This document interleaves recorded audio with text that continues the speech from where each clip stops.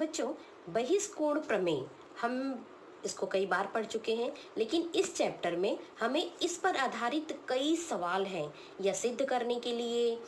तो एक बार थोड़ा सा दोहरा लेते हैं कि कोई भी त्रिभुज है, इस त्रिभुज के किसी भी भुजा को आगे बढ़ाएंगे तो एक कोण बनता है। किसी भी भुजा को, जैसे कि इस भुजा को अगर हमने बढ़ाया, किसी भी भुजा को, आप ये ध्यान लीजिए, किसी तरह से इस त्रिभुज को अगर हमने थोड़ा सा उल्टा कर दिया इस तरह से, तो इस भुजा को हमने अगर आगे बढ़ा दिया है तो भी, और अगर इस भुजा को ऐसी भुजा है और इसे आगे बढ़ा दिया तो यहाँ पर भी ये कोण बनता है, बहिष्कोण। ये, और जो भी बहिष्कोण बनेगा उसके साथ एक रेखीय, एक ही रेखा है, एक ही रेखा पर, किसको कहेंगे, इसके संलग्न कोण। ये इसके संलग्न कोण, और ये होगा दूरस्थ कोण, यानी संलग्न कोण से दूरस्थ कोण, यानी दूर पर बने हुए कोण। और वैसे ही जैसे यहाँ देखते हैं, इस तरह से कुल छह बहिष्कोण बनते हैं, क्योंकि हर भुजा को हम दोनों तरफ से देखिए, इस भुजा, अगर हमने ये भुजा का नाम ए, शीर्ष बिंदु बी और ये सी लिख दिया, तो प्रत्येक शीर्ष बिंदु पर भुजा को हम आगे बढ़ा सकेंगे, यानी कि प्रत्येक शीर्ष बिंदु पर 2 बहिष्कोण बनते हैं। और हर बहिष्कोण एक ही रेखा पर, ये भी एक ही रेखा पर है, तो ये जो बहिष्कोण होगा अपने संलग्न कोण से दूरस्थ कोण के माप के योग के बराबर होता है। अगर समझो ये कोण A है और ये कोण B है, तो ये होगा A प्लस B। तो ये दोनों कोण का, अब जो ये कोण है, ये दोनों के कोणों के माप का योगफल है। तो ऐसे यहाँ पर भी अगर हम आगे बढ़ेंगे इस भुजा को, और इसके साथ संलग्न कोण ये है, इसके साथ जुड़ा हुआ, तो इसके भी समदूरस्थ कोण यही होंगे। ऐसे कुल 6 जोड़ियाँ बनती हैं। आपको बहुत अच्छे से ध्यान देना है कि त्रिभुज है, त्रिभुज के आगे बहिष्कोण, क्योंकि बहिष्कोण के कई प्रमेय, इस प्रमेय का उपयोग हम बहुत सारे सवालों में करने वाले हैं, तो आप इसको अच्छी तरह से समझिएगा। मेरे प्यारे विद्यार्थियों, आप सभी का स्वागत। बच्चों, इस समय ऐसा है, हमें कुछ ऐसा प्रतीत हो रहा है, मालूम है ख्वाब झूठे हैं, ख्वाहिशें भी अधूरी हैं, पर जब साथ है अपनों का तो हर सफ़र ज़रूरी है। इस समय थोड़ा सा लग रहा है कि हमारे कुछ ख्वाब पूरे नहीं हो रहे हैं, हमारी कुछ मनोकामनाएं पूरी नहीं हो रही हैं, लेकिन जैसा भी है अपनों का साथ है, और यह सफ़र यूं ही खुशी से हम बिताते रहें और चलते रहें। बच्चों, अब हम वृत्त के इस सफ़र में आगे बढ़ रहे हैं, क्योंकि अब ये वृत्त है और काफ़ी बड़ा चैप्टर है और बहुत सारी चीज़ें बहुत इम्पॉर्टेंट हैं, तो हमें थोड़ा थोड़ा करके आगे बढ़ाना है और याद भी रखना है सारी बातों को, छोटी छोटी ही सही लेकिन बहुत इम्पॉर्टेंट है। अब इस कड़ी में आज हम पढ़ेंगे अंतर्लिखित कोण के प्रमेय का उपप्रमेय, और अर्धवृत्त में अंतर्लिखित कोण समकोण होता है, इन दोनों को हम कैसे सिद्ध करेंगे। अंतर्लिखित कोण प्रमेय हम पढ़ चुके हैं और बहुत इम्पॉर्टेंट प्रमेय, और उसके साथ ही हमने ये कृति पढ़ी थी। इस कृति में भी हम एक बार प्रमेय को दोहरा लेते हैं। हमारा प्रमेय था कि वृत्त में अंतर्लिखित कोण का माप उसके द्वारा अंतःखंडी चाप के माप का आधा होता है। हम अच्छी तरह से पिछले वीडियो में पढ़े, अगर आपने नहीं देखा है तो वहाँ जाकर फिर से उस वीडियो को देखिए और इस प्रमेय को लिखिए। अब उसी का एक छोटा सा यह उपप्रमेय है, और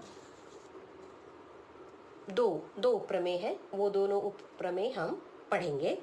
तो जो हमने कृति भी की थी, 2 कृति हमने की थी कि एक ही चाप में अंतर्लिखित कोण, सभी कोण जितने भी होंगे वो सभी सर्वांग सम होते हैं। तो अगर हम इसे सिद्ध करना चाहें तो बच्चों कितना आसान है, अंतर्लिखित कोण प्रमेय द्वारा ही। जैसे ये कोण ADB, कहाँ पर, ये कोण अंतर्लिखित है इस बड़े चाप में, और इसके द्वारा अंतःखंडित चाप AEB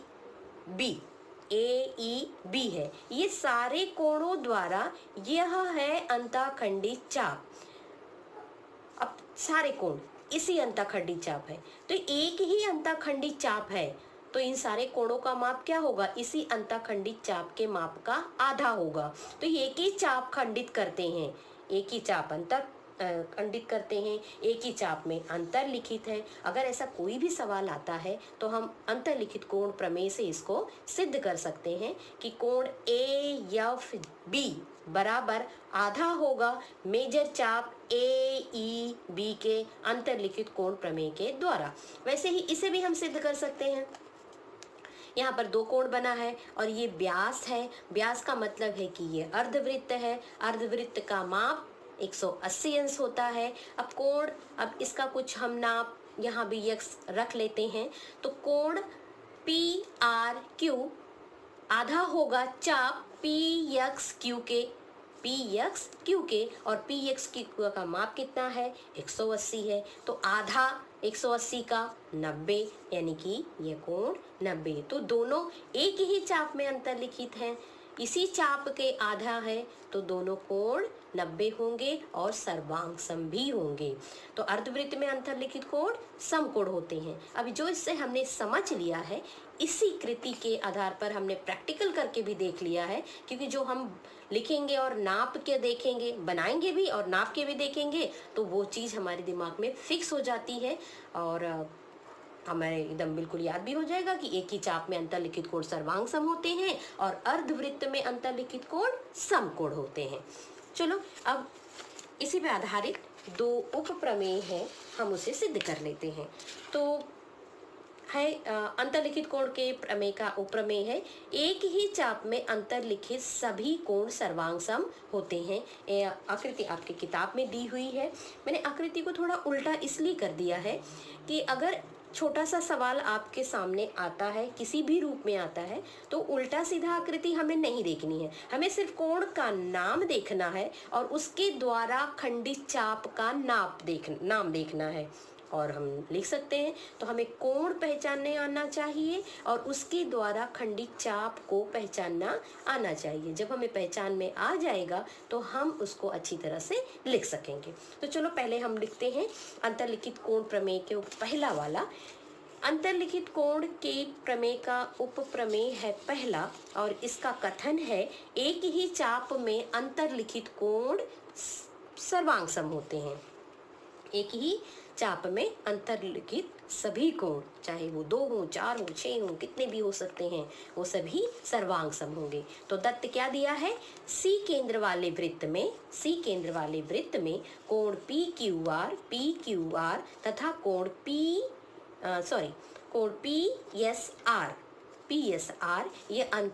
यह चाप PQR में अंतर्लिखित है। PQR जो कोण का नाम होता है उसी में वो अंतर्लिखित होते हैं। चाप PTR इनके द्वारा अंतःखंडित चाप है और इनके द्वारा PTR ये चाप इनके द्वारा अंतःखंडित हुए हैं और इसमें ही PQR में ही, इस बड़े दीर्घ चाप में ही वो अंतर्लिखित है। चलो इसको साथ क्या करना है हमें, कोण PQR सर्वांग समकोण PSR, यानी यह कोण सर्वांग समकोण, ये हमें सिद्ध करना है। चलो हम लिखते हैं स्टेप इसका। अंतर्लिखित प्रमेय के अनुसार हमने अभी जो सिद्ध किया अंतर्लिखित कोण प्रमेय, उसमें है कोण PQR बराबर आधा है मेजर चाप PTR के, पहला कथन। PQR आधा होगा इस चाप के, पहला कथन। दूसरा कथन होगा PSR आधा है चाप PTR के, हमने लिख दिया PSR बराबर आधा है चाप PTR, दूसरा कथन। दोनों कथन को हम देखेंगे, दोनों कथन को हम देख रहे हैं, पहला और दूसरा को ध्यान से देखेंगे तो ये राइट हैंड साइड और left hand side, right hand side के दोनों कथन सेम है ना, ये भी वही है, ये भी वही है। जब राइट हैंड साइड के पद सर्वांग सम है तो लेफ्ट हैंड साइड के भी सर्वांग सम होंगे या बराबर होंगे, इसलिए चाप सर्वांग सम है तो उनके कोण भी सर्वांग सम होंगे, ये हमने सिद्ध कर लिया। जैसे x बराबर 5 है और y बराबर 5 है, अगर एक उदाहरण हम लेते हैं, x बराबर 5 है, y बराबर 5 है, इसलिए हम कह सकते हैं x बराबर y। यही चीज़ यहाँ हमने देखा, लेफ्ट हैंड साइड में 2 अलग अलग नाम है लेकिन राइट हैंड साइड का मान समान है, इसलिए ये दोनों भी आपस में सर्वांग सम होंगे, ये हमने सिद्ध कर लिया। दूसरा है अर्धवृत्त में अंतर्लिखित कोण समकोण होते हैं, वही है यम केंद्र वाले। अब इसकी आकृति दूसरी दी हुई है। यम कोण वाले यम केंद्र वाले वृत्त में AC व्यास है, AC व्यास है और कोण ABC यह चाप ABC में ही अंतर्लिखित है। कोण ABC चाप ABC में अंतर्लिखित है और उसके द्वारा अंतःखंडित चाप है AXC। AXC अंतःखंडित है। तो सादे क्या करना है, कोण ABC बराबर हमें 90 अंश सिद्ध करना है। तो हम चल लिखते हैं, रेख AC व्यास है जो कि हमें दिया हुआ है, दत्त है ये, इसलिए चाप AXC तथा चाप ABC अर्धवृत्त है। ये व्यास है अर्थात ये दोनों अर्धवृत्त हैं। अर्धवृत्त का माप 180 अंश होता है, हमें पता है, ज्ञात है, इसलिए मेजर चाप AXC बराबर 180 अंश होगा।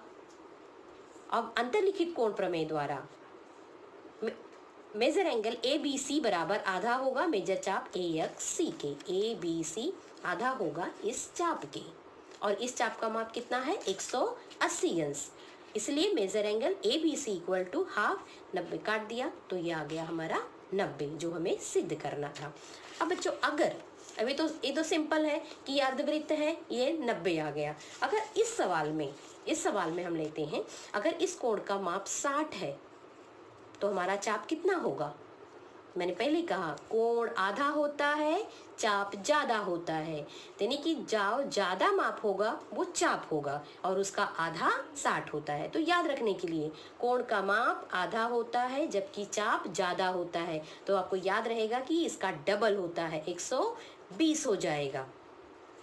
जब 120 है और ये 60 है, ये एक ही चाप में अंतरित है या इनके द्वारा एक ही चाप अंतःखंडित होता है, तो इसका माप भी 60 होगा। ऐसे कई सवाल आपको, छोटे छोटे सवाल आएंगे हल करने के लिए, तो मेरे ख्याल से आप इसको ओरली भी कर लोगे, लेकिन लिखना आना ये इम्पॉर्टेंट है। तो एकदम अच्छे से हम लिखेंगे कोण का नाप, फिर आधा है उस चाप के, और लिखेंगे अंतर्लिखित कोण प्रमेय के द्वारा।